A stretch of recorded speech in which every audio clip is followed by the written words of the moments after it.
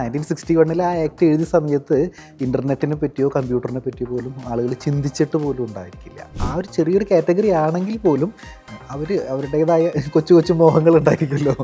അപ്പോൾ അവരും എക്സ്പെക്റ്റ് ചെയ്യുന്നുണ്ട്. ഇല്ലാത്ത ക്ലെയിമുകളുണ്ടല്ലോ പലപ്പോഴും. അതിലിപ്പോൾ ഈ പൊളിറ്റിക്കൽ പാർട്ടിക്ക് ഡൊണേഷൻ കൊടുത്തു എന്നൊക്കെ പറഞ്ഞിട്ടേ അതൊക്കെ അൺലിമിറ്റഡ് എക്സെപ്ഷനാണ്. അത് നമ്മൾ 5 ലക്ഷം കൊടുത്ത് 5 ലക്ഷം നമുക്ക് കുറയ്ക്കലും ഗുണിക്കലും ഹരിക്കലും എല്ലാം ഉണ്ട്. ഇതെല്ലാം കഴിഞ്ഞ് കഴിഞ്ഞിട്ടാണ് നമ്മുടെ ടാക്സ് എത്രയാണെന്ന് നമുക്ക് അറിയുള്ളൂ. നമുക്കൊരു ബൾക്ക് എമൗണ്ട് വരികയാണെന്നുണ്ടെങ്കിൽ ഇപ്പോൾ ഗോൾഡ് വിറ്റിട്ട് നമുക്കൊരു 40 ലക്ഷം രൂപ വരെയൊക്കെ എടുത്ത് കിട്ടിയെന്ന് വിചാരിക്കും. നമുക്ക് വലിയൊരു എമൗണ്ട് വരുമ്പോൾ നമ്മളത് റിട്ടേണിൽ കാണിക്കാനായിട്ട് ശ്രദ്ധിക്കാം. ഒരു വണ്ടർഫുൾ ഒരു ടെക്നിക്ക് ഉണ്ട് അതിൽ ടാക്സ് നമുക്ക് സേവ് ചെയ്യാനായിട്ട്. നമ്മൾ സ്വർണം വിറ്റിട്ട് നമ്മൾ വീട് പണിയാണെന്ന് വിചാരിക്കും. അങ്ങനെയാണെന്നുണ്ടെങ്കിൽ നമുക്കിത് കംപ്ലീറ്റ്ലി എക്സെപ്റ്റ് ചെയ്ത് വീട് ഒരു നല്ലൊരു ടാക്സ് സേവിങ്സ് ഓപ്ഷനാണ് ശരിക്കും. ഫെബ്രുവരി 1 ധനമന്ത്രി നിർമ്മല സീതാരാമൻ പുതിയ കേന്ദ്ര ബജറ്റ് അവതരിപ്പിക്കുകയാണ്. ഒരുപാട് മാറ്റങ്ങൾ ഇത്തവണത്തെ ബജറ്റിൽ ഉണ്ടാകുമെന്ന് പ്രതീക്ഷിക്കുന്നു. പ്രത്യേകിച്ചും ഇൻകം ടാക്സിൻ്റെ കാര്യത്തിൽ. ഇൻകം ടാക്സ് 2025 പുതുതായിട്ട് വരികയാണ്. ഈ സാഹചര്യത്തിൽ ആദായ നികുതിയുമായി ബന്ധപ്പെട്ട് നമുക്ക് എന്തൊക്കെ മാറ്റങ്ങളാണ് ഉണ്ടാകുന്നതെന്നറിയാം. ഇതേക്കുറിച്ചൊക്കെ നമുക്ക് ചാർട്ടേഡ് അക്കൗണ്ടൻ്റായ VR സുബിനോട് സംസാരിക്കാം. നമസ്കാരം സുബിൻ. Thank you sir. ടാക്സുമായി ബന്ധപ്പെട്ട് ഒരുപാട് പ്രതീക്ഷകളാണ് ഇത്തവണ ആൾക്കാർക്കുള്ളത്. പ്രത്യേകിച്ചും 1961 ശേഷം പുതിയ ഇൻകം ടാക്സ് ആക്ട് വരികയാണ്. എന്തൊക്കെയാണ് ഈ പുതിയ ആക്ടിൻ്റെ പ്രത്യേകതകൾ? നമ്മൾ 1961 ഇതിന് മുൻപ് ആക്ട് പാസ്സായിരിക്കുന്നത് എന്ന് പറഞ്ഞു കഴിഞ്ഞാൽ ഇപ്പോൾ ഏകദേശം ഒരു 64 വർഷത്തോളം കഴിഞ്ഞു. ഇൻകം ടാക്സുകാരുടെ ഭാഷയിൽ പറയുകയാണെങ്കിൽ സീനിയർ സിറ്റിസൺ ആയി എന്നർത്ഥം. ഇൻകം ടാക്സ് ആക്ട് തന്നെ സീനിയർ സിറ്റിസൺ ആയി. അപ്പോൾ നമ്മളൊന്നൊരു പൊളിച്ചെഴുത്ത് നടത്തേണ്ട ഒരു സമയമാണ്. പിന്നെ കാലങ്ങളും സാഹചര്യങ്ങളും ഇപ്പോൾ AI ഉൾപ്പെടെയുള്ള കാര്യങ്ങൾ വന്നിട്ടുണ്ട്. ഒരുപാട് കാര്യങ്ങൾ മാറി. അതായത് 1961 ആ ആക്ട് എഴുതിയ സമയത്ത് ഇൻ്റർനെറ്റിനെ പറ്റിയോ കമ്പ്യൂട്ടറിനെ പറ്റിയോ പോലും ആളുകൾ ചിന്തിച്ചിട്ട് പോലും ഉണ്ടായിരിക്കില്ല. അപ്പോൾ അങ്ങനെയുള്ള ഒരുപാട് മാറ്റങ്ങളാണ് ഈ 64-65 വർഷത്തിനുള്ളിൽ വന്നേക്കുന്നത്. ഇതിനിടെ ചില ചെറിയ പരിഷ്കാരങ്ങളൊക്കെ വന്നിട്ടുണ്ടാവില്ലേ? ആ പരിഷ്കാരങ്ങൾ വന്നിട്ടുണ്ട് സുജ. പക്ഷെ അതിൽ എന്താ മാറ്റർ എന്ന് വെച്ച് കഴിഞ്ഞാൽ നമ്മുടെ ആ ഒരു സ്ട്രക്ചർ അല്ലെങ്കിൽ ഒരു വിഷൻ ഓഫ് ദ ആക്ട് ഉണ്ടല്ലോ, അതെപ്പോഴും അതിൻ്റെ ആ ഒരു സ്ട്രക്ചർ എന്ന് പറയുന്നത് 1961 സ്ട്രക്ചറിലാണ് ഇരിക്കുന്നത്. ആ ചട്ടക്കൂടിലാണ് നമ്മുടെ ടാക്സ് ഉണ്ടാക്കിയിരിക്കുന്നത്. അപ്പോൾ അതുമ്മലാണ് എന്ത് ചെയ്തേക്കുന്നത്, ഈ പുതിയ പുതിയ കാര്യങ്ങൾ ഇങ്ങനെ അമെൻഡ് ചെയ്ത് അതായത് 64 ഇയേഴ്സ് എന്ന് പറഞ്ഞു കഴിഞ്ഞാൽ 64 വട്ടം ഇത് അമെൻഡ് ചെയ്യാണല്ലോ. 64 വർഷം ഇത് അമെൻഡ് ചെയ്തു ഈ ആക്ട്. അപ്പോൾ അങ്ങനെ അമെൻഡ് ചെയ്തത് ഇങ്ങനെ ബൾക്കായി വന്ന് അപ്പോൾ അതിൻ്റെ ഒരു ഈസിനെസ് പതുക്കെ നഷ്ടപ്പെട്ടു. അപ്പോൾ മെയിൻലി എനിക്ക് തോന്നുന്നു 2 കാര്യങ്ങളാണ് നമ്മളങ്ങനെ ഒരു പുതിയൊരു ആക്ട് വരാനായിട്ട് ചിന്തിപ്പിച്ചത്. ഒന്നെന്ന് പറയുന്നത് ഈ പുതിയ കാലത്തിനൊത്തൊന്ന് അഡോപ്റ്റ് ചെയ്ത് നിൽക്കണം. അതായത് ഇപ്പോൾ ടെക്നോളജീനെ അഡോപ്റ്റ് ചെയ്യണം. അതുപോലെ തന്നെ ഈ ഒരു ബൾക്കിനെസ് ഉണ്ടല്ലോ, അതായത് ഏകദേശം ഒരു 5 ലക്ഷത്തിൽ കൂടുതൽ വേർഡ്സ് ഉണ്ടായിരുന്നു നമ്മുടെ പഴയ 1961 ആക്ടിൽ. അപ്പോൾ ഇപ്പോൾ അത് ഏകദേശം 2 സംതിങ്ങിൻ്റെ അടുത്ത്, അതായത് ഓൾമോസ്റ്റ് ഒരു പകുതിയോളം ഉണ്ടല്ലോ, പകുതിയോളം ആക്കി വേർഡ്സ്. 2.5 ലക്ഷത്തിൻ്റെ അടുത്ത് വേർഡ്സ് ആക്കിയിട്ട് മാറ്റി. അപ്പോൾ നന്നായിട്ട് സിംപ്ലിഫൈ ചെയ്തു. ഒരു ഡിജിറ്റലൈസേഷന് എന്ത് ചെയ്തു, വെൽക്കം ചെയ്തു. അപ്പോൾ അതാണ് മെയിൻലി ആ ഒരു ആക്ടിൻ്റെ ഒരു പ്രത്യേകത. 2025 ആക്ട് ഈ April 1 2026 തൊട്ടാണ് പ്രാബല്യത്തിൽ വരുന്നത്. ഈ ബജറ്റിൽ എന്തായിരിക്കും അത് റിലേറ്റഡ് ആയിട്ട് പ്രഖ്യാപനങ്ങൾ ഉണ്ടാവാൻ സാധ്യതയുണ്ടെങ്കിൽ ഉള്ളത്? അതിൽ ഒരു കാര്യം പറയുകയാണെന്നുണ്ടെങ്കിൽ ഇതുവരെ ഇത്രയും നാളും 1961 ആക്ടാണ് എന്ത് ചെയ്തിരുന്നത്, അങ്ങനെ ഒരു പ്രാവശ്യം ബഡ്ജറ്റിൽ അമെൻഡ് ചെയ്തിട്ടുണ്ടായിരുന്നത്. അപ്പോൾ first time in the history, അതായത് 2025 ആക്ട് അമെൻഡ് ചെയ്യാനായിട്ട് പോവാണ്. ഓൾറെഡി ആക്ട് വന്നിട്ടുണ്ട്, ദെൻ റൂൾസ് റിലീസ് ചെയ്യാനായിട്ടിരിക്കുകയാണ്. അപ്പോൾ ഇപ്രാവശ്യത്തെ ബഡ്ജറ്റ് ഫിനാൻസ് ആക്ട് അമെൻഡ് ചെയ്യുന്നത് ബഡ്ജറ്റ്, അതായത് ഇൻകം ടാക്സ് ആക്ട് 2025 ആയിരിക്കും. അപ്പോൾ അതായിട്ട് ബന്ധപ്പെട്ടിട്ട് സാധാരണ ബഡ്ജറ്റ് ഉണ്ടാകുമ്പോൾ സാധാരണക്കാർക്ക് ഒരുപാട് എക്സ്പെക്റ്റേഷൻസ് ഉണ്ടായിരിക്കുമല്ലോ. അപ്പോൾ ഒരുപാട് എക്സ്പെക്റ്റേഷൻസ് നമുക്ക് 1 by 1 ആയിട്ട് ഷെയർ ചെയ്യാം. ഒരുപാട് എക്സ്പെക്റ്റേഷൻസ് ഉണ്ട് ജനറൽ പബ്ലിക്കിന്, അല്ലെങ്കിൽ സാലറിഡ് ആയിട്ടുള്ള ആളുകൾക്കൊക്കെ ഒരുപാട് എക്സ്പെക്റ്റേഷൻ, പ്രത്യേകിച്ച് ഇൻകം ടാക്സ് ആക്റ്റും കൂടി മാറുന്ന സമയത്ത് ഒരുപാട് എക്സ്പെക്റ്റേഷൻസ് ഉണ്ട്. ഈ സാധാരണക്കാർക്ക്, പ്രത്യേകിച്ചും മിഡിൽ ക്ലാസ് പീപ്പിൾ, അവരിപ്പോൾ ഒരുപാട് കഷ്ടത്തിലാണ്. നിലവിലുള്ള സാഹചര്യങ്ങൾ കൊണ്ടൊക്കെ വിലക്കയറ്റം, അങ്ങനെ പല പല കാര്യങ്ങൾ അഫക്റ്റ് ചെയ്യുന്നുണ്ട്. അപ്പോൾ ഇത്തവണ ബജറ്റിൽ എന്തായിരിക്കും അവരുടെ ഒരു പ്രതീക്ഷ? ഒരു മാറ്റർ വരുന്നത് സുജാത, അതായത് നമ്മളുടെ ഈ സ്റ്റാൻഡേർഡ് ഡിഡക്ഷൻ ഉണ്ടല്ലോ. ഇപ്പോൾ സാലറിഡ് ആയിട്ടുള്ള ആളുകളെ സംബന്ധിച്ചിടത്തോളം സ്റ്റാൻഡേർഡ് ഡിഡക്ഷൻ, ഇപ്പോൾ ന്യൂ ടാക്സ് റെജീം ആവട്ടെ, അപ്പോൾ അതിൽ 75,000 റുപ്പീസാണ് സ്റ്റാൻഡേർഡ് ഡിഡക്ഷനായിട്ട് ഫിക്സ് ചെയ്തിരിക്കുന്നത്. ഇപ്പോൾ ലാസ്റ്റ് ഇയർ ഫിക്സ് ചെയ്തേക്കുന്നതാണ്. അപ്പോൾ നമ്മൾ എന്നിരുന്നാൽ പോലും നമ്മളുടെ ഒരു ഇൻഫ്ലേഷനൊക്കെ ആയിട്ട് നമ്മൾ കമ്പയർ ചെയ്യുമ്പോഴേ ആക്ച്വലി അതൊന്നും ഒന്നുമല്ല. ഈ 75,000 റുപ്പീസ് എന്ന് പറയുന്നത് ഒരു ഇൻഫ്ലേഷനായിട്ട് നമ്മൾ കൺസിഡർ ചെയ്യുമ്പോൾ. അപ്പോൾ അതൊക്കെ ഒരു അറ്റ്ലീസ്റ്റ് ഒരു 1 lakh ഒക്കെ കഴിഞ്ഞ ആയിട്ട് വർഷമാണ് അത് പരിധി ഉയർത്തിയത്. ഉയർത്തിയത്. പക്ഷേ അത് മതിയാവില്ലെന്നാണ് അത് പറയുന്നത്. സഫിഷ്യൻ്റ് അല്ല. ആക്ച്വലി നമ്മൾ നോക്കുകയാണെന്നുണ്ടെങ്കിൽ അതൊട്ടൊരു സഫിഷ്യൻ്റ് ആയിട്ട് നമുക്ക് തോന്നില്ല. അപ്പോൾ അതൊന്നും നമുക്കൊരു 1 lakh ഒക്കെ ആയിട്ടൊക്കെ മിനിമം 1 lakh എങ്കിലൊക്കെ ഒരു സ്റ്റാൻഡേർഡ് ഡിഡക്ഷൻ വേണമെന്നൊക്കെ ജനറലി ആളുകൾ എക്സ്പെക്റ്റ് ചെയ്യുന്നുണ്ട്. അതുപോലെ തന്നെ നമ്മുടെ ഓൾഡ് ടാക്സ് റെജീമിൽ ഇപ്പോഴും 50,000 റുപ്പീസാണ് വരുന്നത്. അപ്പോൾ അതൊക്കെ ഒന്ന് റിവൈസ് ചെയ്യും. ജനറലി സ്റ്റാൻഡേർഡ് ഡിഡക്ഷൻ ഉണ്ടല്ലോ, സ്റ്റാൻഡേർഡ് ഡിഡക്ഷൻ ഒന്ന് റിവൈസ് ചെയ്യുമെന്ന് എക്സ്പെക്റ്റ് ചെയ്യുന്നുണ്ട് ശരിക്കും. കഴിഞ്ഞ തവണയാണ് ആദ്യമായിട്ട് ന്യൂ ടാക്സ് റെജീമും ഓൾഡ് ടാക്സ് റെജീമും കൃത്യമായിട്ട് വന്നത്. അപ്പം ആൾക്കാർക്കൊക്കെ ന്യൂ ടാക്സ് റെജീം നന്നായിട്ട് ഇഷ്ടപ്പെട്ടു. ഒരുപാട് പേരിപ്പം പഴയ ടാക്സ് രീതിയേക്കാളും കൂടുതൽ അംഗീകരിച്ചിട്ടുള്ളത് അല്ലെങ്കിൽ സ്വീകരിച്ചിട്ടുള്ളത് പുതിയ രീതിയാണ്. ഈ പുതിയ ടാക്സ് റെജീമിൽ എന്തെങ്കിലും മാറ്റങ്ങൾ ഇനിയും പ്രതീക്ഷിക്കാമോ? പുതിയ ടാക്സ് റെജീമിൽ മേ ബി എനിക്ക് തോന്നുന്നു കഴിഞ്ഞ വർഷം തന്നെ 24 lakhs കഴിഞ്ഞിട്ടാണ് 30% സ്ലാബിലേക്ക് പോകുന്നത്. അതായത് നമ്മുടെ മാക്സിമം റേറ്റിലേക്ക് പോകുന്നത്. ഒന്നുകൂടി പറയുമോ? അതായത് നമ്മളുടെ ന്യൂ ടാക്സ് റെജീം ഉണ്ടല്ലോ, ന്യൂ ടാക്സ് റെജീമിൽ നമ്മളുടെ മാക്സിമം റേറ്റ് 30% എന്നുള്ള നമ്മുടെ മാക്സിമം റേറ്റ് ഉണ്ടല്ലോ, അത് 24 ലക്ഷം കഴിഞ്ഞിട്ടാണ് എന്തിലേക്ക് പോകുന്നത്, 30% പോകുന്നത്. നേരെ മറിച്ച് ഓൾഡ് ടാക്സ് റെജീം ആണെങ്കിൽ 10 ലക്ഷം കഴിഞ്ഞാൽ തന്നെ 30%ലേക്കൊക്കെ പോകുന്നുണ്ട്. അപ്പോൾ ഇത് ആളുകൾ എപ്പോഴും എക്സ്പെക്ട് ചെയ്യാൻ സാധ്യത കൂടുതലാണല്ലോ. അപ്പോൾ ഇപ്പോൾ ഒരു ജനറൽ എക്സ്പെക്ടേഷൻ വരുന്നത് 30 lakhs കഴിഞ്ഞിട്ട്, അതായത് ന്യൂ ടാക്സ് റെജീമായിട്ട് ബന്ധപ്പെട്ടിട്ടെ. അപ്പോൾ 30 lakhs കഴിഞ്ഞിട്ട് 30%ലേക്ക് എന്നുള്ളൊരു ആംഗിളിൽ പല ആൾക്കാരും പലരും അങ്ങനെ ഒരു അഭിപ്രായപ്പെടുന്നത് കണ്ടിട്ടുണ്ട്. അത് സൂപ്പർ റിച്ച് എന്നുള്ള കാറ്റഗറിയിലായിരിക്കും. 30 lakhsനൊക്കെ ശേഷം 30% മതി എന്നുള്ളൊരു എക്സ്പെക്ടേഷനൊക്കെ ജനറലി ഉണ്ട് ആളുകൾക്ക്. അല്ല, അത് ശരിയുമാണ്. കാര്യം ഇന്നത്തെ കാലത്ത് 30 lakhs ഒക്കെ ഉള്ള ഒരുപാട് പേരുണ്ട്. അപ്പോൾ പിന്നെ അത് കുറച്ചും കൂടെ ജനകീയവൽക്കരിക്കുന്നത് നല്ലതാണെന്ന് എനിക്ക് തോന്നുന്നു. തീർച്ചയായിട്ടും. അതുപോലെ തന്നെ ഈ പഴയ ടാക്സ് റെജീമിൻ്റെ കാര്യത്തിൽ ബാക്കി എല്ലാ എക്സെപ്ഷൻസും കാര്യങ്ങളും എല്ലാം പഴയ രീതിയിൽ തന്നെയാണ് തുടരുന്നത്. ഇത്തവണ അതിലെന്തെങ്കിലും ഒരു മാറ്റം വരുമോ? ഇപ്പോൾ കുട്ടികളുടെ ഫീസ് അല്ലെ ഇൻഷുറൻസിൻ്റെ പ്രീമിയം അങ്ങനെയുള്ള പല ഘടകങ്ങളുണ്ടല്ലോ, അതിലൊക്കെ എന്തെങ്കിലും മാറ്റം വരാൻ സാധ്യതയുണ്ടോ? അതിൽ ശരിക്കും റിയലി ആളുകൾ അത് എക്സ്പെക്റ്റ് ചെയ്യുന്നുണ്ട് സുജ. എന്ന് വെച്ച് കഴിഞ്ഞാൽ ഇപ്പോൾ നമ്മളുടെ ചാപ്റ്റർ പഴയ 1961 ആക്ടിൽ പറയുകയാണെന്നുണ്ടെങ്കിൽ നമ്മുടെ ചാപ്റ്റർ 6A ഡിഡക്ഷൻസ് 80C ഇതിലൊക്കെ ഉള്ള ഒരു ലിമിറ്റ് എന്ന് പറയുന്നത് 1.5 lakhs ആണ്. ആക്ച്വലി ഇത് എന്താണെന്ന് പറയുക, അത് ഫിക്സ് ചെയ്തേക്കുന്നത് 2014 ഈ 1.5 lakhs എന്നുള്ള ആ ഒരു ലിമിറ്റ് ഫിക്സ് ചെയ്തേക്കുന്നത്. അത് കഴിഞ്ഞ് എത്രയോ സാഹചര്യം മാറിയിട്ടുണ്ട്. എത്രയോ വർഷങ്ങൾ കഴിഞ്ഞു, അതായത് 10-12 വർഷങ്ങൾ മാറി. ഇപ്പോഴും ആ 1.5 ലക്ഷം തന്നെയാണ് ഫിക്സ് ചെയ്തേക്കുന്നത്. അപ്പോൾ ജനറലി വളരെ കുറച്ച് ശതമാനം ആളുകളാണ് ഓൾഡ് ടാക്സ് റെജീം ഓപ്റ്റ് ചെയ്യുന്നുള്ളൂ. എന്നാലും എനിക്ക് തോന്നുന്നു അവരും കൂടി നമ്മൾ കൺസിഡർ ചെയ്യണം എന്നുള്ളതാണ്. നേരത്തെ സുജി പറഞ്ഞ പോലെ ഓൾമോസ്റ്റ് മോർ ദാൻ 90% ആളുകളൊക്കെ ന്യൂ ആണ് ഓപ്റ്റ് ചെയ്യുന്നത്. പക്ഷേ പഴയത് ഓപ്റ്റ് ചെയ്യുന്ന കുറച്ച് കാറ്റഗറി ആൾക്കാരാ? സീനിയർ സിറ്റിസൺ ആണോ? സീനിയർ സിറ്റിസൺ എന്ന് മാത്രമല്ല, ചില ആളുകൾക്ക് വളരെ എക്സെപ്ഷണൽ ആയിട്ടുള്ള ചില ആളുകൾക്ക് ചിലപ്പോൾ ഒരുപാട് ഡിഡക്ഷൻസ് ഒക്കെ ഉണ്ടായിരിക്കാം.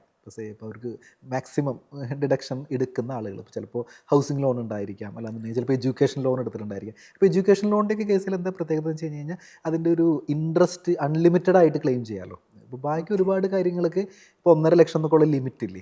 ഒരാൾ എഡ്യൂക്കേഷൻ ലോൺ എടുത്തു, അപ്പോൾ 4 ലക്ഷം രൂപയാണ് ഇൻട്രസ്റ്റ് എന്നുണ്ടെങ്കിൽ പോലും ആ 4 ലക്ഷം രൂപ എന്ത് ചെയ്യാൻ പറ്റും, ഇയാൾക്ക് കംപ്ലീറ്റ്ലി ക്ലെയിം ചെയ്യാൻ പറ്റും. അപ്പോൾ അങ്ങനെയൊക്കെയുള്ള സിറ്റുവേഷൻ. പിന്നെ ചില ആളുകളൊക്കെ പലപ്പോഴും ഈ ഒരു ടാക്സ് പ്ലാനിങ് കണ്ടിട്ട് ഇലക്ട്രിക് വെഹിക്കിൾ വാങ്ങിച്ച ആളുകൾ അല്ലാന്നുണ്ടെങ്കിൽ അങ്ങനെയൊക്കെയുള്ള ആളുകൾ ഉണ്ടായിരിക്കും. അപ്പോൾ അങ്ങനെയുള്ള ആളുകളുണ്ടല്ലോ, അപ്പോൾ അവരിപ്പോഴും ഓൾഡ് ടാക്സ് റെജീം ബെനിഫിഷ്യൽ ആയിട്ട് നിൽക്കുന്ന ആളുകളുണ്ട്. ഈ EV വാങ്ങുമ്പോൾ, ഇലക്ട്രിക് വെഹിക്കിൾ വാങ്ങുമ്പോഴുള്ള ആ ബെനിഫിറ്റ് ഇപ്പോൾ കിട്ടുന്നുണ്ടോ? അതായത് 2022 മുൻപ് വാങ്ങിച്ച ആളുകൾക്ക്, പിന്നെ അത് എക്സ്റ്റെൻഡ് ചെയ്ത് 23 വരെയൊക്കെ, അതായത് മുമ്പ് വാങ്ങിച്ച ആളുകൾക്ക് കിട്ടും. അപ്പോൾ അവർ ചിലപ്പോൾ അങ്ങനെയൊക്കെ ഒരു ടാക്സ് പ്ലാനിങ്ങിൽ വാങ്ങിച്ചിട്ടേ, അപ്പോൾ പിന്നെ അത് എൻഹാൻസ് ചെയ്യുന്നില്ലല്ലോ അത്. അപ്പോൾ ആ ഒരു ഇത്, അല്ലെങ്കിൽ അപ്പോൾ ആ ഒരു ചെറിയൊരു കാറ്റഗറി ആണെങ്കിൽ പോലും അവരുടേതായ കൊച്ചു കൊച്ചു മോഹങ്ങൾ ഉണ്ടായിരിക്കുമല്ലോ. അപ്പോൾ അവരും എക്സ്പെക്റ്റ് ചെയ്യുന്നുണ്ട്. നേരത്തെ പറഞ്ഞ പോലെ 1.5 lakhs ഒന്ന് എൻഹാൻസ് ചെയ്യണം. അതുപോലെ തന്നെ നമ്മുടെ മെഡിക്കൽ ഇൻഷുറൻസിൻ്റെ, അതായത് മെഡിക്കൽ എക്സ്പെൻസസിൻ്റെ സെക്ഷൻ ഉണ്ടല്ലോ. അപ്പോൾ നമ്മൾ പഴയ ആക്ടിലാണെന്നുണ്ടെങ്കിൽ സെക്ഷൻ 80D, അതും വർഷങ്ങളായിട്ട് ഒരു സാധാരണ സിറ്റിസൺ ആണെന്നുണ്ടെങ്കിൽ 25,000 ആണ് ഒരു ഫാമിലിക്ക് ആകെ കിട്ടുന്നൊരു ബെനിഫിറ്റ്. അതല്ല സീനിയർ സിറ്റിസൺ ആണെങ്കിൽ 50,000. മെഡിക്കൽ ചിലവുകൾ എത്ര കൂടിയിട്ടുണ്ട്. നമുക്കിപ്പോൾ ഒരു ചെറിയ പനിയൊക്കെ ആയിട്ട് പോയാൽ പോലും 10,000-10,000 രൂപയാകുന്ന അവസ്ഥയാണ് വരെയാണ്. അതായത് ഇന്ത്യയിൽ എനിക്ക് തോന്നുന്നത് മെഡിക്കൽ ഇൻഫ്ലേഷൻ റേറ്റ് എന്ന് പറഞ്ഞാൽ തന്നെ മോർ ദാൻ 14% ആണ് പെർ ആനം വരുന്നത്. ഒരുപാട് ഈ വർഷം 1 ലക്ഷം ആണെന്നുണ്ടെങ്കിൽ അടുത്ത വർഷം 1,10,000-14,000 പോകുന്നത്. അപ്പോൾ ഡെഫിനറ്റ്ലി ആ ഭാഗമൊക്കെ നമ്മളൊന്ന് ഇപ്പോൾ ആളുകൾ എക്സ്പെക്റ്റ് ചെയ്യണതേ. അതൊക്കെ ഒന്ന് എൻഹാൻസ് ചെയ്യും. ഇപ്പോൾ 80D ഒന്ന് റിവൈസ് ചെയ്ത് ഒരു 50,000 അല്ലാന്നുണ്ടെങ്കിൽ സാധാരണ ഫാമിലിയുടെ കേസിൽ 50,000, സീനിയർ സിറ്റിസൺ ആണെന്നുണ്ടെങ്കിൽ ഒരു 1,00,000 എൻഹാൻസ് ചെയ്യും എന്നൊക്കെ പ്രതീക്ഷിക്കുന്നുണ്ട്. ഈ കുട്ടികളുടെ ട്യൂഷൻ ഫീസ് ഇവിടെ വലിയൊരു ഇമ്പോർട്ടൻ്റ് ആയിട്ടുള്ള ഒരു സംഭവമാണ്. അതിലെന്തെങ്കിലും മാറ്റം ഉണ്ടാവാൻ സാധ്യത? അത് നമ്മൾ 80C ഉണ്ടല്ലോ, നമ്മൾ നേരത്തെ പറഞ്ഞല്ലോ, അത് ചാപ്റ്റർ 6 1961 ആക്ടിൽ ചാപ്റ്റർ 6 80Cയിലാണ് വരുന്നത്. അപ്പോൾ അതിൻ്റെ ലിമിറ്റ് 1.5 lakhs ആണ്. അതൊരു ബൾക്ക്, അതായത് കുറച്ച് കാര്യങ്ങൾ കൂടി ഉൾപ്പെടുത്തിയിട്ട് ഒരു ബക്കറ്റ് ഓഫ് ഡിഡക്ഷൻസ് ആണ് അത്. ഇപ്പോൾ ട്യൂഷൻ ഫീസ് ഉണ്ടാവാം, PF ഉണ്ടായിരിക്കാം, അല്ലെങ്കിൽ ELSS, അങ്ങനെയുള്ള ഒരുപാട് കാര്യങ്ങൾ വരുന്ന ഒരു ഡിഡക്ഷനാണത്, ഒരു സെക്ഷനാണത്. അപ്പോൾ അത് എനിക്ക് തോന്നുന്നു ആളുകൾ എക്സ്പെക്ട് ചെയ്യുന്നു അറ്റ്ലീസ്റ്റ് ഒരു ഇൻറ്റു 2 എന്ന് പറഞ്ഞു കഴിഞ്ഞാൽ ഒരു 3 lakhsലേക്കെങ്കിലുമൊക്കെ എൻഹാൻസ് ചെയ്യും. കാരണം 2014 12 വർഷം മുമ്പാണ് ഈ 1.5 ലക്ഷം രൂപയിലേക്ക് ഫിക്സ് ചെയ്തിരുന്നത്. ELSSൻ്റെ കാര്യത്തിലോ കാര്യം ELSSന് ഇമ്പോർട്ടൻസ് കുറഞ്ഞിട്ടുണ്ട് എങ്കിൽ പോലും ഈ പറഞ്ഞ പോലെ ഓൾഡ് ടാക്സ് റെജീം ആൾക്കാർ സ്വീകരിക്കുന്നുണ്ടെങ്കിൽ അത് ഇമ്പോർട്ടൻ്റ് ആയിട്ടുള്ള ഒരു കാര്യമാണ്. ELSSൻ്റെ കാര്യത്തിൽ ഇങ്ങനെ എന്തെങ്കിലും മാറ്റം വരാൻ സാധ്യതയുണ്ടോ? ELSS അടക്കം, അതായത് ELSS അടക്കം വരുന്നത് ഈ ചാപ്റ്റർ 80Cയിലാണ്, പഴയ സെക്ഷൻ 80Cയിലാണ് വരുന്നത്. അപ്പോൾ ആ ഒരു ബക്കറ്റ് ഉണ്ടല്ലോ, ആ ഒരു ബക്കറ്റിൽ ഒരുപാട് ഐറ്റംസ് വരുന്നുണ്ട്. അപ്പോൾ അതിൻ്റെ ഒരു ജനറൽ ത്രഷോൾഡ് ലിമിറ്റ് 3 lakhs ഒക്കെ ആക്കിയിട്ട് എൻഹാൻസ് ചെയ്യുന്നുള്ളത്. അതായത് ഓൾഡ് ടാക്സ് റെജീം ഇപ്പോഴും ഒപ്റ്റ് ചെയ്യുന്ന ആളുകൾക്ക് ഈ ഒരു ത്രഷോൾഡ് ലിമിറ്റ് 3 lakhs ഒക്കെ ആക്കിയിട്ട് എൻഹാൻസ് ചെയ്യുമെന്നാണ് പ്രതീക്ഷിക്കുന്നത്. ഈ വീട് പണിയുമ്പം വായ്പ എടുക്കുന്നവർ, ഹോം ലോൺ എടുക്കുന്നവരുടെ വലിയൊരു പ്രതീക്ഷയാണ് ടാക്സിലുണ്ടാവുന്ന ഇത്തരം ഇളവുകൾ. ഇത്തവണ ആ കാര്യത്തിൽ എന്തെങ്കിലും നമുക്ക് പ്രതീക്ഷിക്കാൻ പറ്റുമോ? ഇൻക്ലൂഡിങ് നേരത്തെ സുജി പറഞ്ഞ പോലെ, അതായത് ഇതെല്ലാം വരുന്നത് ഓൾഡ് ടാക്സ് റെജീമിൽ തന്നെയാണ്. അവർക്കാണ് ഈ ഡിഡക്ഷൻസ് ഒക്കെ എടുക്കാൻ പറ്റുന്നുള്ളൂ. പക്ഷേ അവരെ ഓൾമോസ്റ്റ് അവഗണിച്ചു എന്ന് പറയാമല്ല, നമുക്ക് അങ്ങനെയായിരുന്നു ഒരുപാട് നാളുകളായിട്ട് ഉള്ള ഒരു ടാക്സ് റിഫോംസ് നമ്മൾ നോക്കുമ്പോഴേ എല്ലാ ബെനിഫിറ്റ്സും എല്ലാതും ഈ ന്യൂ ടാക്സ് റെജീം ഒപ്റ്റ് ചെയ്യുന്ന ആളുകൾക്കാണ്. പക്ഷേ അവിടെ ചെറിയൊരു ജനവിഭാഗം ഓൾഡ് ടാക്സ് റെജീം ഒപ്റ്റ് ചെയ്യുന്ന ആളുകളുണ്ട്. അതിലൊരു ഇമ്പോർട്ടൻ്റ് ആയിട്ടുള്ളൊരു കാര്യമാണ് ഈ വീട് പണിയുടെ, അല്ലെങ്കിൽ അതായത് നമ്മുടെ ഹൗസിംഗ് ലോണിൻ്റെ ഇൻട്രസ്റ്റ് എന്ന് പറയുന്നത്. അതും 2 lakhs ആണ് വരുന്നത്, മാക്സിമം ക്യാപ്പ് വരുന്നത്. അതും ഇതുപോലെ തന്നെ വർഷങ്ങളായിട്ട് വെച്ചേക്കുന്ന ഒരു ലിമിറ്റാണ് ഈ 2 lakhs എന്ന് പറയുന്നത്. അപ്പോൾ അതൊക്കെ അറ്റ്ലീസ്റ്റ് ചുരുങ്ങിയത് ഇപ്പോൾ അറിയാലോ, നമുക്ക് ഹൗസിംഗ് ലോണിൻ്റെ, അതായത് നമുക്കൊരു വീട് പണിയണമെങ്കിൽ തന്നെ അത്യാവശ്യം നല്ലൊരു എമൗണ്ട് ഇപ്പോൾ വരും. അപ്പോൾ ഹൗസിംഗ് ലോണൊക്കെ അത്യാവശ്യം നന്നായിട്ട് എടുത്തിട്ടുള്ള ആളുകൾക്ക് 2 lakhs ഒന്നുമല്ല. ആദ്യത്തെ വർഷങ്ങളിലേക്കൊക്കെ നമ്മൾ അടയ്ക്കണ പൈസ മുഴുവൻ പലിശയിലേക്കായിരിക്കും പോകുന്നത്. അപ്പോൾ ഇനീഷ്യലി ഒക്കെ ഇയേഴ്സിൽ ചിലപ്പോൾ 4-5 lakhs ഒക്കെ ഇൻട്രസ്റ്റ് വരുന്ന ആളുകളുണ്ടായിരിക്കും ചിലപ്പോൾ. അപ്പോൾ അവർക്കൊക്കെ ഒരു ബെനിഫിറ്റ് ആയിരിക്കും. അതൊന്ന് എൻഹാൻസ് ചെയ്തൊരു 3 lakhs എങ്കിലുമൊക്കെ മിനിമം ആക്കേണ്ട സമയം കഴിഞ്ഞിരിക്കുന്നു. ഈ നികുതിദായകരിൽ വളരെ കുറച്ച് ശതമാനം മാത്രമേ ഇപ്പം പഴയ രീതി ഉപയോഗപ്പെടുത്തുന്നുള്ളൂ. അതുകൊണ്ട് തന്നെ അത് നിർത്തലാക്കാൻ സാധ്യതയുണ്ടോ? നിർത്തലാക്കാനായിട്ടുള്ള സാധ്യതയില്ല. എന്നിരുന്നാൽ പോലും എന്തുകൊണ്ട്? അല്ല, എന്ന് വെച്ച് കഴിഞ്ഞാൽ അതായത് ഇപ്പോഴും അതൊരു വർഷങ്ങളായിട്ട് നമ്മൾ ഫോളോ ചെയ്തിരുന്നൊരു സിസ്റ്റം ആണല്ലോ. അപ്പോൾ അത് കാരണം തന്നെ ഒരുപാട് ആളുകൾ ഇപ്പോഴും അതിൻ്റെ ഒരു ബെനിഫിറ്റ് എടുത്തെടുത്ത് പോകുന്നുണ്ട്. പിന്നെ എനിക്ക് തോന്നുന്നു ചിലപ്പോൾ ഒരു 4-5 വർഷം കഴിയുമ്പോഴുണ്ടല്ലോ, ചിലപ്പോൾ ഒരു 99.9% ആളുകളും ഈ ന്യൂ ടാക്സ് റെജീം ഒപ്റ്റ് ചെയ്യുന്നൊരു സിറ്റുവേഷൻ വരുമ്പോൾ, അപ്പോൾ ഗവൺമെൻറ് അതൊരു നിർത്തലാക്കുന്ന സമയത്ത് അതൊരു ജസ്റ്റിഫിക്കേഷൻ ഉണ്ട് അവിടെ. അപ്പോൾ അങ്ങനെ ഒരു പോസിബിലിറ്റി മേ ബി വന്നേക്കാം. ഇത് വരികയാണെന്നുണ്ടെങ്കിൽ നല്ല കാര്യമാണ്. സത്യം പറഞ്ഞു കഴിഞ്ഞാൽ ഭയങ്കര ഒരു കോംപ്ലിക്കേഷൻ ആണല്ലോ അത്. ആക്ച്വലി വേറൊരു കാര്യം കൂടിയുണ്ട് സുജ, അതായത് എന്തുകൊണ്ട് ഇങ്ങനെ ഗവൺമെൻറ് ഇങ്ങനെ വന്നേന്നുള്ളത്. ഈ ഓൾഡ് ടാക്സ് റെജീം ഉണ്ടല്ലോ, അത് അഡ്മിനിസ്റ്റർ ചെയ്യാനായിട്ട് ഭയങ്കര ബുദ്ധിമുട്ടാണ്. അതായത് എന്താ സംഭവം എന്ന് പറഞ്ഞു കഴിഞ്ഞാൽ, നടപ്പാക്കാനായിട്ടും അവിടെ കുറേ ലൂപ്പ് ഹോളുകളുണ്ട്. അതായത് ഇപ്പോൾ മേ ബി കേട്ടിട്ടുണ്ടായിരിക്കും, എനിക്ക് തോന്നുന്നു ഒരു 5-6 മാസം മുമ്പ് പല ടാക്സേഷൻ ഓഫീസുകളിലും, ഇപ്പോൾ ടാക്സ് പ്രാക്ടീഷണേഴ്സ് ഇൻക്ലൂഡിങ് ചാർട്ടേഡ് അക്കൗണ്ട്സിൻ്റെ ഒക്കെ ഓഫീസിൽ ഇൻകം ടാക്സിൻ്റെ റെയ്ഡൊക്കെ ഉണ്ടായിരുന്നു. അപ്പോൾ അവർ ഇപ്പോൾ പല ഓഫീസുകാരും എന്താ ചെയ്യണമെന്ന് വെച്ച് കഴിഞ്ഞാൽ, ഈ ഓൾഡ് ടാക്സ് റെജീം ഒപ്റ്റ് ചെയ്യുന്ന ആളുകളുണ്ടല്ലോ, അവർ ഇപ്പോൾ ഒരാൾക്ക് 15 ലക്ഷം രൂപ സാലറി ഉണ്ട്. അപ്പോൾ അവർക്ക് ഓൾറെഡി നാച്ചുറലി അവർക്ക് TDS പിടിച്ചിട്ടുണ്ടാവുമല്ലോ. അപ്പോൾ ഇവർ ഇങ്ങനെയൊക്കെയുള്ള ചില വളരെ ചുരുക്കം അങ്ങനെ ഓഫീസുകളിലായിട്ട് ബന്ധപ്പെട്ടിട്ടുള്ള അവർ ചെയ്യണമെന്ന് വെച്ച് കഴിഞ്ഞാൽ, അവർ ഇല്ലാത്ത ക്ലെയിമുകളുണ്ടല്ലോ എടുത്ത്, അതായത് ഇപ്പോൾ പലപ്പോഴും അതിലിപ്പോൾ ഈ പൊളിറ്റിക്കൽ പാർട്ടിക്ക് ഡൊണേഷൻ കൊടുത്തു എന്നൊക്കെ പറഞ്ഞിട്ടേ അതൊക്കെ അൺലിമിറ്റഡ് എക്സെപ്ഷനാണ്. അത് നമ്മൾ 5 ലക്ഷം കൊടുത്താൽ 5 ലക്ഷം നമുക്ക് കുറയ്ക്കാം. അപ്പോൾ അങ്ങനെ പറഞ്ഞിട്ട്, അല്ലെങ്കിൽ നേരത്തെ പറഞ്ഞ പോലെ നമ്മളുടെ എഡ്യൂക്കേഷൻ ലോണിൻ്റെ ഇൻട്രസ്റ്റ് ഒക്കെ ആണെന്നുണ്ടെങ്കിൽ നമുക്ക് അൺലിമിറ്റഡ് ആണല്ലോ. അപ്പോൾ ആക്ച്വലി ഇല്ലാത്ത ഡിഡക്ഷൻസ് ക്ലെയിം ചെയ്തിട്ട്, അപ്പോൾ 15 lakhs ആണ് ഇദ്ദേഹത്തിൻ്റെ സാലറി, നല്ല എമൗണ്ട് TDS പിടിച്ചിട്ടുണ്ട്, 1-2 ലക്ഷം രൂപ TDS പിടിച്ചിട്ടുണ്ട്.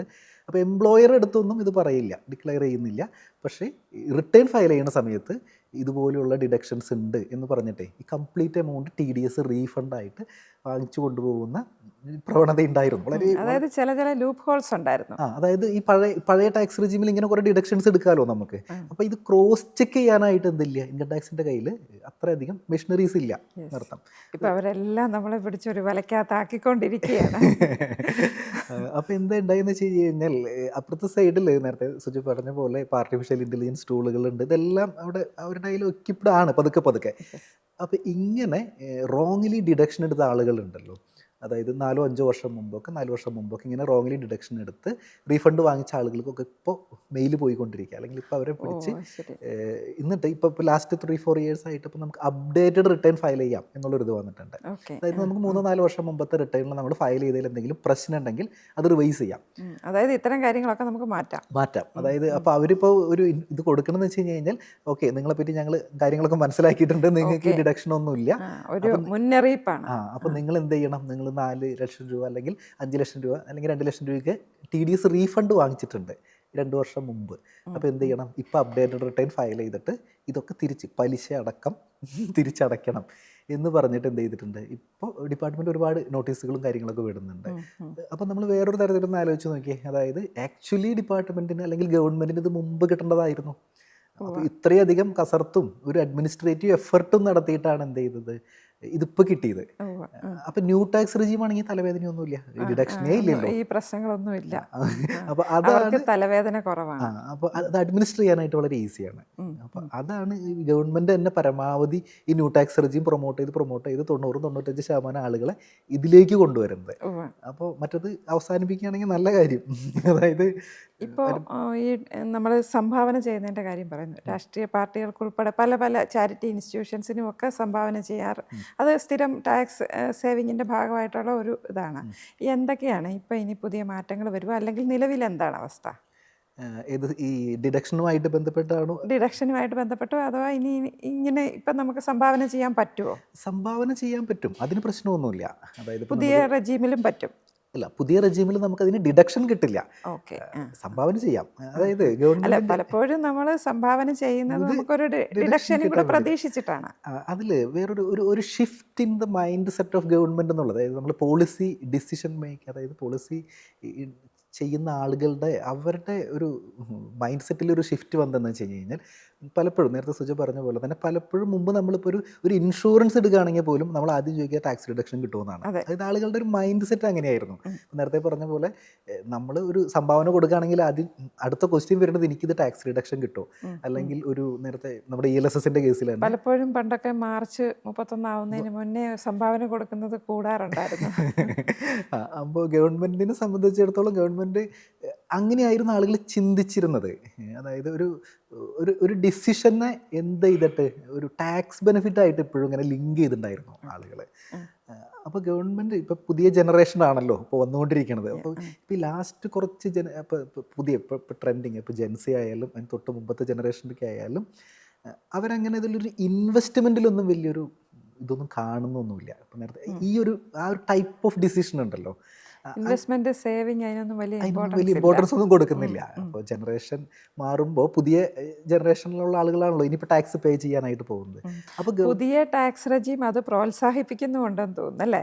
അതായത് പുതിയ ടാക്സ് റെജീം പ്രോത്സാഹിപ്പിക്കുന്നത് നിങ്ങൾ ഇൻവെസ്റ്റ്മെൻ്റ് ഒന്നും ചെയ്തില്ലെങ്കിലും കുഴപ്പമൊന്നുമില്ല, നിങ്ങൾ എക്സ്പെൻസ് ചെയ്താൽ മതി, അതായത് അങ്ങനെയാണല്ലോ വരുന്നത്. അതായത് ഇവിടെ എന്ത് ചെയ്താലും ഡിഡക്ഷൻ ഇല്ലല്ലോ, പക്ഷെ വളരെ കുറച്ച് ടാക്സ് റേറ്റേ വരുന്നുള്ളൂ, വളരെ ചെറിയ ടാക്സ് റേറ്റ്. പക്ഷേ ഈ നൂലാമാലകളൊന്നുമില്ല, ഈ ATC ATD അല്ലാന്നുണ്ടെങ്കിൽ GG അങ്ങനെയൊക്കെയുള്ള നൂലാമാലകളൊന്നുമില്ല. ഡിപ്പാർട്ട്മെൻറ്റിനും ഇത് അഡ്മിനിസ്റ്റർ ചെയ്യാനായിട്ട് ഈസിയാണ്, ഒപ്റ്റ് ചെയ്യുന്ന ആളുകൾക്കും വളരെ അട്രാക്റ്റീവാണ്. അപ്പോൾ ഇങ്ങനൊരു ആംഗിൾ, അപ്പോൾ എനിക്ക് തോന്നുന്നു ലോ മേക്കേഴ്സിൻ്റെ ആ ഒരു വിഷൻ പതുക്കെ എല്ലാവരും അങ്ങനെ ഒരു ടാക്സ് റിലേറ്റഡ് ഇൻവെസ്റ്റ്മെൻറ്റുകളൊന്നും ചെയ്യണം. നിങ്ങൾക്ക് ഇൻവെസ്റ്റ്മെൻറ്റ് ചെയ്യണമെങ്കിൽ ഇൻവെസ്റ്റ്മെൻറ്റ് ചെയ്യുക, അതിന് ഇൻകം ടാക്സ് ബെനിഫിറ്റ് കിട്ടുമോ എന്ന് നോക്കേണ്ട കാര്യമില്ല, ഡൊണേഷൻ ചെയ്യണമെങ്കിൽ ഡൊണേഷൻ ചെയ്യുക. അപ്പോൾ അങ്ങനെ ലിങ്ക് ചെയ്യണ്ട എന്നുള്ളൊരു ചിന്താഗതിയിലേക്ക് ഇപ്പോൾ വന്നിട്ടുണ്ടെന്ന്. അതാണ് ഈ ന്യൂ ടാക്സ് റെജീമൊക്കെ വരാനായിട്ടുള്ള കാരണം. ഈ പുതിയ ടാക്സ് റെജീമിൻ്റെ ഭാഗമായിട്ട് നമ്മൾക്ക് എന്തൊക്കെയാണ് മാറ്റങ്ങൾ വന്നിട്ടുള്ളത്? ഈ പറഞ്ഞാൽ പ്രായോഗികമായിട്ട് ഇത് എത്രത്തോളം എളുപ്പമായിട്ടുണ്ട്? സത്യം പറഞ്ഞു കഴിഞ്ഞാൽ വളരെ എളുപ്പമാണെന്നർത്ഥം. അതായത് നമുക്കിപ്പോൾ ഇപ്പം നമ്മളിപ്പോൾ ഈ ടാക്സ് ഫയലിംഗ് ഒക്കെ ആയിട്ട് ഇപ്പോൾ നമ്മളിപ്പോൾ എംപ്ലോയീസ് ഒക്കെ ഉണ്ടല്ലോ, ഇപ്പോൾ എംപ്ലോയീസൊക്കെ പലപ്പോഴും ഇപ്പം നമ്മളെ കോൺടാക്ട് ചെയ്യാറുള്ളത് എന്ന് പറയുന്നത് എംപ്ലോയർ ചോദിക്കുമല്ലോ നിങ്ങൾ ഏതാണ് ഓപ്റ്റ് ചെയ്യുന്നത്, ന്യൂ ആണോ ഓൾഡ് ആണോ എന്ന്. അപ്പോൾ നമുക്ക് കണ്ണടച്ച് മറുപടി പറയാൻ നിങ്ങൾ ന്യൂ ഓപ്റ്റ് ചെയ്തോന്ന്. ഓൾമോസ്റ്റ് ഞാൻ പറഞ്ഞ പോലെ 95 അല്ലെങ്കിൽ 99% ആളുകൾക്ക് ന്യൂ ആണ് ബെനിഫിഷ്യൽ ആയിട്ട് വരുന്നത്. അപ്പോൾ അതുകൊണ്ട് തന്നെ പ്രായോഗികമായിട്ട് നോക്കുകയാണെന്നുണ്ടെങ്കിൽ ഇതിൽ വേറെ ഒന്നും ഇല്ലല്ലോ, കോംപ്ലിക്കേഷൻ ഒന്നും ഇല്ലല്ലോ ഇതിൽ. നിങ്ങളുടെ സാലറി എത്രയാണ്, ഇത്ര 75,000 സ്റ്റാൻഡേർഡ് ഡിഡക്ഷൻ, അത് കുറയ്ക്കുക, സ്ലാബ് റേറ്റ് ഉണ്ട്, ഈ സ്ലാബിൽ ടാക്സ്. മറ്റെന്ന് പറഞ്ഞാൽ ഞാൻ ഒരുപാട് കോംപ്ലിക്കേഷനുകൾ ഉണ്ടായിരുന്നല്ലോ. ഒരാൾക്ക് നോക്കിക്കഴിഞ്ഞാൽ ഒരു സാധാരണക്കാരൻ നോക്കി മനസ്സിലാവില്ല. കൂട്ടിച്ചേർക്കണം, കിഴിക്കണം, അങ്ങനെയൊക്കെ കുറേ അതായത് കാര്യങ്ങളുണ്ടായിരുന്നു. കുറയ്ക്കലും ഗുണിക്കലും ഹരിക്കലും എല്ലാം ഉണ്ട്. എല്ലാം കഴിഞ്ഞ് കഴിഞ്ഞിട്ടാണ് നമ്മുടെ ടാക്സ് എത്രയാണെന്ന് നമുക്ക് അറിയുള്ളൂ. അപ്പോൾ അങ്ങനെ ഒരു കോംപ്ലിക്കേഷൻ അതിലുണ്ടായിരുന്നു. ഇൻഡെക്സേഷൻ കണക്കാക്കുന്ന ഒരു രീതി ഉണ്ടായിരുന്നു, അത് 2024 എടുത്തു കളഞ്ഞു. ഈ പറഞ്ഞ പോലെ ഇതിനും കുറേ പരിമിതികൾ ഇപ്പോൾ ഉണ്ട്, ഇതുമായിട്ട് റിലേറ്റഡ് ആയിട്ട് ഭയങ്കര കൺഫ്യൂഷനും ഉണ്ട്. എന്തൊക്കെയാണത്? നമുക്ക് 2024 ബഡ്ജറ്റിലാണ് ഇൻഡെക്സേഷൻ എന്ന് പറഞ്ഞ സംഭവം എടുത്തു കളഞ്ഞത്. ഇൻഡെക്സേഷൻ എന്ന് പറയുകയാണെന്നുണ്ടെങ്കിൽ സിമ്പിളായിട്ട് പറയുകയാണെന്നുണ്ടെങ്കിൽ ഇപ്പോൾ നമ്മളിപ്പോൾ 2002 ഒരു പ്രോപ്പർട്ടി വാങ്ങിച്ചു, നമ്മളൊരു 10 lakhs റുപ്പീസിനാണ് വാങ്ങിച്ചേക്കുന്നത്. അപ്പോൾ ഇന്ന് വിൽക്കുന്നത് ഒരു 1,10,00,000 വിചാരിക്കും. അപ്പോൾ നമുക്ക് അതിൻ്റെ വാല്യൂനെ ഇന്നത്തെ വിലയിലേക്ക് കൊണ്ടുവരുന്ന ഒരു പരിപാടി, നമ്മൾ അന്ന് ബാങ്കിൽ ഇട്ട് കഴിഞ്ഞ് കഴിഞ്ഞാൽ തീർച്ചയായിട്ടും പലിശ കിട്ടുമല്ലോ. അപ്പോൾ ഇന്നത്തെ വാല്യൂവിലേക്ക് കൊണ്ടുവരുന്ന ഒരു ഇതിനെയായിരുന്നു ഇൻഡെക്സേഷൻ എന്ന് പറഞ്ഞിരുന്നത്. അപ്പോൾ അത് ഓൾമോസ്റ്റ് എല്ലാ ക്യാപിറ്റൽ അസറ്റ്സ് എന്ന് പറഞ്ഞു കഴിഞ്ഞാൽ പ്രോപ്പർട്ടിക്ക് മാത്രമല്ല കേട്ടോ, ഇപ്പോൾ ഗോൾഡ് ആയാലും അങ്ങനെയുള്ള ഒരുപാട് ക്യാപിറ്റൽ അസറ്റ്സിന് ഇൻഡെക്സേഷൻ ബെനിഫിറ്റ് എടുക്കാമായിരുന്നു, മുമ്പ് എടുക്കാമായിരുന്നു. അപ്പോൾ അതാണ് 24 ബഡ്ജറ്റ് എടുത്ത് കളഞ്ഞത്. അതിന് പകരം എന്നിട്ട് വിത്തൗട്ട് ഇൻഡെക്സേഷൻ നമുക്ക് പോവാം, പക്ഷേ ടാക്സ് റേറ്റ് 20% പകരം 12.5%. ഇങ്ങനെയാണ് കൊണ്ടുവന്നേക്കുന്നത്. അപ്പോൾ പക്ഷേ ഇതിൽ വീണ്ടും ഈ ഒരു ഇൻഡെക്സേഷൻ എടുത്ത് കളഞ്ഞപ്പോൾ ഭയങ്കര വലിയ കോലാഹലങ്ങളൊക്കെയാണ് ഉണ്ടായത്. കാരണം റിയൽ എസ്റ്റേറ്റ് സെക്ടറൊക്കെ ഭയങ്കരമായിട്ട് ഭയങ്കര ഇമ്പാക്റ്റ് ഉണ്ടാവുകയും ചെയ്തു, ഭയങ്കര ഇമ്പാക്റ്റ് ഉണ്ടായിരുന്നു റിയൽ എസ്റ്റേറ്റ് സെക്ടറിലൊക്കെ. അപ്പോൾ അങ്ങനെ ഒരുപാട് ഇതൊക്കെ വന്നപ്പോൾ, പക്ഷേ ആക്ട് വന്നപ്പോൾ, അന്ന് ബഡ്ജറ്റിൽ ഇങ്ങനെയൊക്കെ പറഞ്ഞെങ്കിൽ പോലും ആക്ട് വന്നപ്പോൾ കുറച്ച് റിലാക്സേഷൻ കൊടുത്തു. അതായത് റെസിഡൻ്റ് ആണ് എന്നുണ്ടെന്നുണ്ടെങ്കിൽ 2024 വരെ ഉള്ള ആ ഒരു പർച്ചേസ് ആണെന്നുണ്ടെങ്കിൽ ഇൻഡെക്സേഷൻ ബെനിഫിറ്റ് എടുക്കാം എന്നൊക്കെ പറഞ്ഞു. പക്ഷേ അതിൽ കാര്യമില്ലല്ലോ. കാര്യം നമ്മളുടെ റിയൽ എസ്റ്റേറ്റിൽ ഇൻവെസ്റ്റ് ചെയ്യുന്നവർ മിക്കവാറും പേര് NRIകളായിരിക്കും. അപ്പോൾ എന്ന് വെച്ചാൽ അവർ നാട്ടിലുള്ള അവരുടെ ബന്ധുക്കൾ വഴിയൊക്കെ ആയിരിക്കും ഇത് ഡീൽ ചെയ്യുക. അപ്പോൾ ആ ബെനിഫിറ്റ് എടുക്കാൻ പറ്റൂലല്ലോ.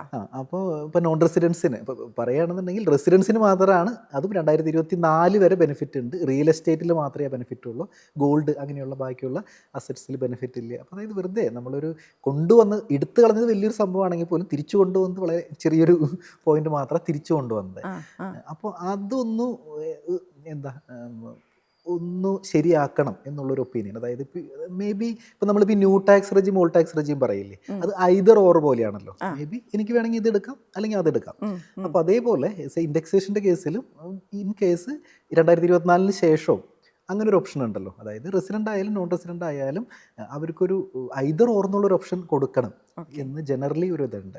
അങ്ങനെയാണെന്നുണ്ടെങ്കിൽ ഇപ്പോൾ എനിക്ക് തോന്നുന്നു ഇപ്പോൾ ഈ റിയൽ എസ്റ്റേറ്റ് സെക്ടറൊക്കെ ഉണ്ടല്ലോ, അവിടെ ആയാലും ചെറിയൊരു ബൂം വരാനായിട്ട് സാധ്യതയുണ്ട്. കാരണം വെച്ച് കഴിഞ്ഞാൽ ആളുകൾ കുറച്ചും കൂടി ഓക്കെ അത് വർത്തിയാണ് എന്നൊക്കെ ചിന്തിക്കാനായിട്ട് സാധ്യതയുണ്ട്.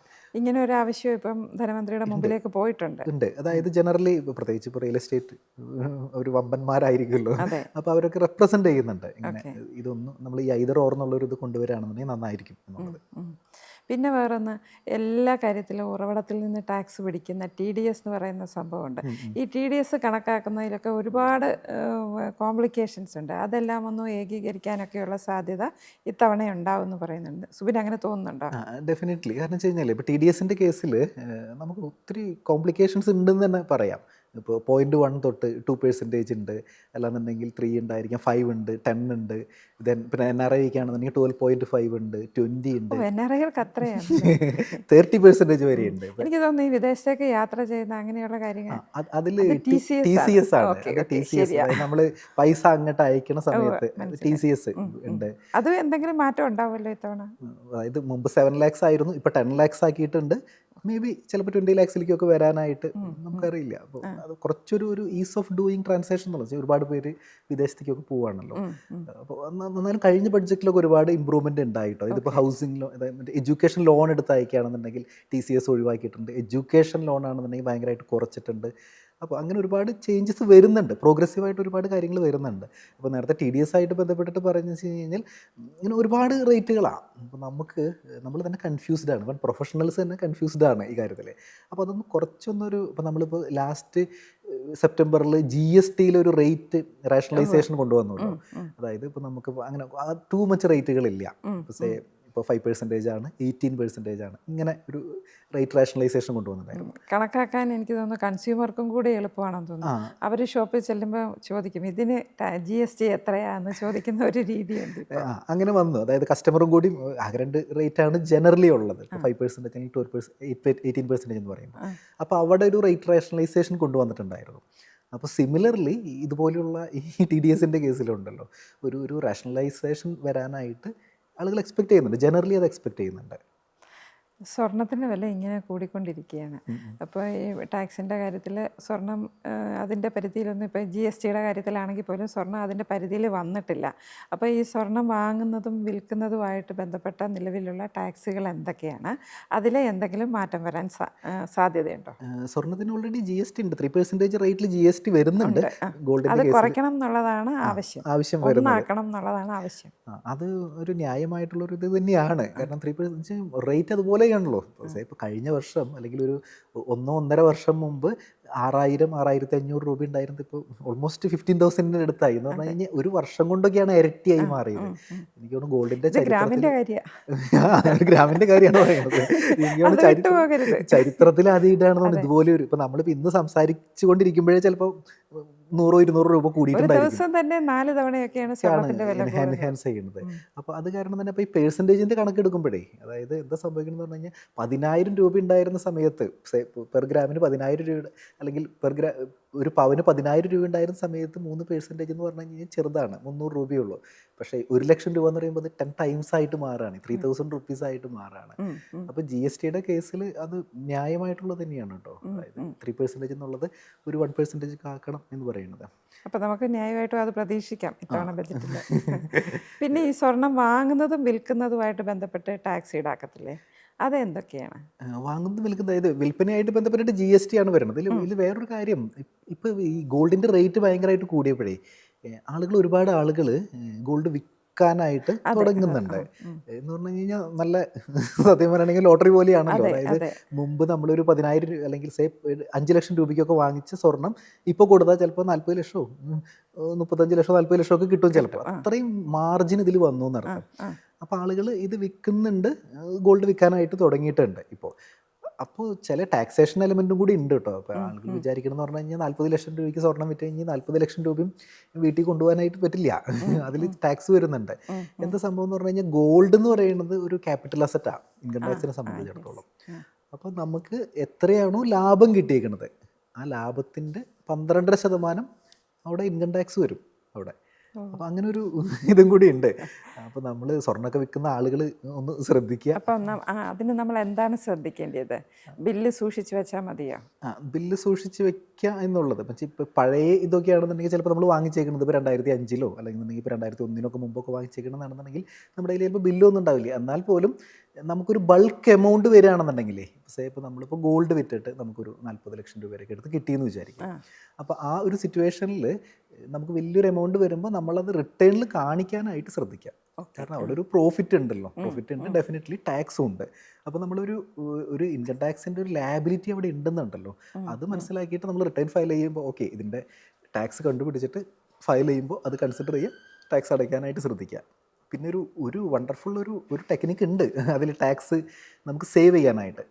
അതായത് നമ്മൾ സ്വർണം വിറ്റിട്ട് നമ്മൾ വീട് പണിയാണെന്ന് വിചാരിക്കും, അങ്ങനെയാണെന്നുണ്ടെങ്കിൽ നമുക്കിത് കംപ്ലീറ്റ്ലി എക്സെപ്റ്റ് ചെയ്ത് കിട്ടും. അതായത് നമ്മൾ വീട് പണിയുടെ ആവശ്യത്തിന് സ്വർണം വിറ്റാൽ എക്സെപ്ഷൻ കിട്ടും എന്നർത്ഥം. അതായത് നമ്മൾ 50 ലക്ഷം രൂപയ്ക്ക് സ്വർണം വിറ്റു, ഈ 50 ലക്ഷം രൂപ നമ്മൾ വീട് പണിക്ക് വേണ്ടിയിട്ട് ഉപയോഗിച്ചതെന്ന് വിചാരിക്കും. അങ്ങനെയാണെന്നുണ്ടെങ്കിൽ അവിടെ ടാക്സ് വരില്ല. പക്ഷേ നമുക്ക് എങ്ങനെ കാണിക്കാൻ പറ്റും? അല്ല, നമ്മൾ ഇൻകം ടാക്സ് റിട്ടേൺ ഫയൽ ചെയ്യുമ്പോൾ തന്നെ കാണിക്കാം. നമ്മൾ ക്യാപിറ്റൽ ഗെയിൻ വന്നു, 50 ലക്ഷം രൂപ സ്വർണം വിറ്റു, ചിലപ്പോൾ 40 ലക്ഷം രൂപ ക്യാപിറ്റൽ ഗെയിൻ ആയിരിക്കും. പക്ഷേ ഈ 50 ലക്ഷം രൂപയും നമ്മൾ വീട് പണിക്കാണ് ഉപയോഗിച്ചത് എന്ന് പറയുകയാണെന്നുണ്ടെങ്കിൽ കംപ്ലീറ്റ്ലി എക്സെപ്റ്റഡ് ആണ്. അവിടെ ടാക്സ് വരില്ല. ഉവ്വ്. ഈ വീട് പണിക്ക് വേണ്ടിയിട്ട് ഇതുപോലെ സ്വർണം വിൽക്കുന്നത് പോലെ വേറെ എന്തൊക്കെയോ ചില സംഭവങ്ങളും കൂടെ ഇല്ലേ ക്യാപിറ്റൽ ഗെയിൻ ഒഴിവാക്കാൻ വേണ്ടിയിട്ട്? ഇത് തന്നെ നമ്മൾ ഒരു ലോങ് ടൈം ക്യാപിറ്റൽ ഗെയിനിൽ എന്ത് തന്നെ ആയാലും ഇപ്പോൾ നമ്മളിപ്പോൾ ഷെയർസ് വിറ്റുമെന്ന് വിചാരിക്കും. ഫോർ എക്സാമ്പിൾ നമ്മൾ ലോങ് ടൈം ക്യാപിറ്റൽ ഗെയിൻ ആണ് നമ്മളൊരു 1 കോടി രൂപയുടെ ഷെയർസ് വിറ്റുമെന്ന് വിചാരിക്കും. 1 കോടി രൂപ അല്ലെങ്കിൽ ഇപ്പോൾ ഒരു വലിയൊരു മാർജിൻ, വലിയൊരു പ്രോഫിറ്റ് നമുക്ക് കിട്ടിയെന്ന് വിചാരിക്കും. 1 കോടി രൂപയുടെ അടുത്ത് നമുക്ക് പ്രോഫിറ്റ് കിട്ടി ഷെയർസ് വിറ്റിട്ട്. ലോങ് ടൈം ആണ്, മോർ ദാൻ 1 ഇയർ ഹോൾഡ് ചെയ്തേക്കുന്നതാണ്. അപ്പോൾ അങ്ങനെയാണെന്നുണ്ടെങ്കിൽ നമ്മൾ ഈ പൈസ മുഴുവൻ നമ്മൾ വീട് പണിക്ക് വേണ്ടി ഉപയോഗിച്ചു എന്ന് വിചാരിക്കും. 10 പൈസ പോലും ടാക്സ് കൊടുക്കണ്ട. അപ്പോൾ ഇങ്ങനെ അതായത് ലോങ് ടൈം ക്യാപിറ്റൽ ഗെയിൻ ആയിട്ട് ബന്ധപ്പെട്ടിട്ട് ഈ വീട് ഒരു നല്ലൊരു ടാക്സ് സേവിങ്സ് ഓപ്ഷനാണ് ശരിക്കും. ഓക്കെ. വീട് പണിയണം എന്ന് മാത്രം. ഇനി നമ്മൾ നിലവിലുള്ള വീട് വിറ്റിട്ട് അതും ഈ പറഞ്ഞ പോലെ ഒരു പ്രോപ്പർട്ടിയാണ്, അതിനകത്ത് ക്യാപിറ്റൽ ഗെയിൻ വരുന്ന ഒരു സംഭവമാണ്. അത് നമുക്ക് എങ്ങനെയാണ് ഈ രീതിയിൽ അഡ്ജസ്റ്റ് ചെയ്യാൻ പറ്റും? അഡ്ജസ്റ്റ് ചെയ്യാനായിട്ട് പറ്റും എന്ന് പറഞ്ഞു കഴിഞ്ഞാൽ 2 ഓപ്ഷനാണ് അവിടെ ഉള്ളത് സുജ. ഒരു ഓപ്ഷൻ എന്ന് പറയുന്നത് ഐദർ നമ്മൾ വേറൊരു വീട് പണിയോ വാങ്ങിക്കുകയോ ചെയ്യണം. ഓക്കെ. അപ്പോൾ ഈ തുക കൊണ്ട് ഈ തുക അവിടെ ചെറിയൊരു വ്യത്യാസം മുഴുവൻ ഉപയോഗിക്കണം. അതായത് നമ്മൾ 1 കോടിക്ക് വിറ്റു, ഇനി വാങ്ങുന്ന വീട് 50 ലക്ഷത്തിന്റെ ആണെന്നുണ്ടെങ്കിൽ അങ്ങനെ പറ്റുമോ? അങ്ങനെ പറ്റും. അതായത് നമ്മൾ ഈ വീടാണ് വിൽക്കുന്നതെങ്കിൽ അവിടെ നമ്മളുടെ പ്രോഫിറ്റ് ഇൻവെസ്റ്റ് ചെയ്താൽ മതി. ഫോർ എക്സാമ്പിൾ ഞാൻ 50 ലക്ഷം രൂപയ്ക്ക് ഒരു വീട് വിറ്റു, അല്ലെങ്കിൽ 1 കോടി രൂപയുടെ ഒരു വീട് വിറ്റു എന്ന് വിചാരിക്കും. അപ്പോൾ എനിക്കതിൽ ലാഭം നമ്മൾ കണക്കാക്കുമല്ലോ നേരത്തെ പറഞ്ഞ പോലെ. അപ്പോൾ ലാഭം 50 ലക്ഷം രൂപയാണെന്ന് വിചാരിക്കും. അല്ലെങ്കിൽ 50 ലക്ഷം രൂപ ഇൻവെസ്റ്റ് ചെയ്താൽ മതി നമ്മൾ. മറ്റേ നമുക്ക് ഉണ്ടായിരുന്ന പ്രോപ്പർട്ടിയുടെ വില തന്നെയാണ്, പ്രോഫിറ്റ് അല്ല. അപ്പോൾ 50 ലക്ഷം രൂപ നമ്മൾ ഇൻവെസ്റ്റ് ചെയ്താൽ നമുക്ക് ഈ ടാക്സ് ചെയ്ത് ഒഴിവാവാനായിട്ട് പറ്റും. പക്ഷെ മറ്റേ അസറ്റുകളുടെ കേസിലുണ്ടല്ലോ, ഇപ്പോൾ ഷെയർസ്, ഗോൾഡ്, അത് എത്രയാണോ വിറ്റത് അത് മുഴുവൻ നമ്മൾ ഇൻവെസ്റ്റ് ചെയ്യേണ്ടി വരും. അല്ലാതെ വീടിന് മാത്രം ഇങ്ങനെ ഒരു ബെനിഫിറ്റ് ഉണ്ട്. പിന്നെ വീടിന് വേറൊരു ബെനിഫിറ്റ് ഉള്ളതെന്ന് പറയുന്നത് നമ്മൾ വീട് വാങ്ങിച്ചു, വീട് വിറ്റിട്ട് നമ്മൾ വേറെ വീട് വാങ്ങിക്കാനായിട്ട് ഉദ്ദേശിക്കണില്ല എന്ന് വിചാരിക്കും. നമുക്ക് അങ്ങനെ ഒരു ഉദ്ദേശമൊന്നുമില്ല. അങ്ങനെയാണെങ്കിൽ പോലും അവിടെ ബോണ്ടുകളുണ്ട്. ഗവൺമെൻറ്റിൻ്റെ സെക്ഷൻ 54, നമ്മുടെ 1961 ആക്ടിലെ സെക്ഷൻ 54 EC ബോണ്ടുകളുണ്ട്. നാഷണൽ ഹൈവേ ബോണ്ട് അല്ലെങ്കിൽ ഒരു ഇലക്ട്രിഫിക്കേഷൻ ബോണ്ട് എന്നൊക്കെ പറഞ്ഞിട്ട് അങ്ങനെ കുറച്ച് ഗവൺമെൻറ്റിൻ്റെ നോട്ടിഫൈഡ് ബോണ്ടുകളുണ്ട്. അപ്പോൾ ആ ബോണ്ടിൽ ഇൻവെസ്റ്റ് ചെയ്താലും മതി, അപ്പോഴും ടാക്സ് വരില്ല. അതായത് വീട് വിറ്റ ഈ പണം, അതല്ലെങ്കിൽ ഓഹരി വിറ്റ ഈ പണം. ഓഹരി വിറ്റ് കഴിഞ്ഞാൽ നടക്കില്ല, വീട് തന്നെ വെക്കണം. അതായത് പ്രോപ്പർട്ടി വിറ്റിട്ട് കിട്ടുന്ന പൈസ നമ്മൾ വേറെ വീട് വെക്കാനായിട്ട് ഉദ്ദേശിക്കുന്നില്ല. വീടല്ല, കുറച്ച് സ്ഥലമാണ് ഈ തുകയ്ക്ക് വിൽക്കുന്നതെങ്കിലും അത് പറ്റില്ല. ഹൗസ് പ്രോപ്പർട്ടി വിറ്റാലേ ആ ഒരു ബെനിഫിറ്റ് കിട്ടുള്ളൂ, 54 EC ബോണ്ടുകൾ കിട്ടുള്ളൂ. സ്ഥലം വിറ്റ് കഴിഞ്ഞ് കഴിഞ്ഞാൽ കിട്ടില്ല, അങ്ങനെ കിട്ടില്ല. പിന്നെ NPS എല്ലാവരും ഉപയോഗപ്പെടുത്തുന്നുണ്ട്. ഇതുമായിട്ട് ബന്ധപ്പെട്ടും കുറേ മാറ്റങ്ങളൊക്കെ വന്നിട്ടുണ്ട്. ഇത്തവണ ബജറ്റിലും അതിനെക്കുറിച്ച് ആൾക്കാർ കുറേ പ്രതീക്ഷകൾ വയ്ക്കുന്നുണ്ട്. അതേക്കുറിച്ച് അതെന്ന് പറയുന്നത് വെച്ച് കഴിഞ്ഞാൽ നമ്മളിപ്പോൾ ഒരു NPS-ൽ നമുക്കൊരു അഡീഷണൽ ഡിഡക്ഷൻ 50,000 ആണ്. അതായത് ATC CD1B എന്നുള്ളൊരു സെക്ഷനിൽ 1961 ആക്ട് പ്രകാരം കിട്ടുന്നത്. അതും ഒരുപാട് വർഷങ്ങളായിട്ട് അത് 50,000-ലാണ് ക്യാപ്പ് ചെയ്തേക്കുന്നത്. അപ്പോൾ അതും അറ്റ്ലീസ്റ്റ് ഒരു 1 ലാഖിലേക്കൊക്കെ ഒന്ന് എക്സ്റ്റെൻഡ് ചെയ്യും, അതൊന്ന് എൻഹാൻസ് ചെയ്യും എന്നൊക്കെയാണ് പ്രതീക്ഷിക്കുന്നത്. അപ്പോൾ ഇങ്ങനെയാണ് ജനറലി ഇങ്ങനെയുള്ള എക്സ്പെക്റ്റേഷൻസുകളാണ് ആളുകൾക്കുള്ളത്. ചിലപ്പം ഇതൊക്കെ നടന്നിരിക്കാം, ചിലപ്പോൾ കുറച്ചൊക്കെ എങ്കിലും നമുക്ക് കാത്തിരുന്ന് കാണാം എന്ന് പറയുന്ന പോലെ. നന്ദി സുബിൻ. സാധാരണക്കാരുമായി ബന്ധപ്പെട്ട ടാക്സ് റിലേറ്റഡ് ആയിട്ടുള്ള ഒരുപാട് സംശയങ്ങൾ, പലപ്പോഴും നമ്മുടെ ശ്രദ്ധയിൽ പോലും വരാത്ത കാര്യങ്ങളായിരിക്കാം, ഇതേക്കുറിച്ചൊക്കെ പറഞ്ഞു തന്നതിന് വളരെ നന്ദി. Thank you.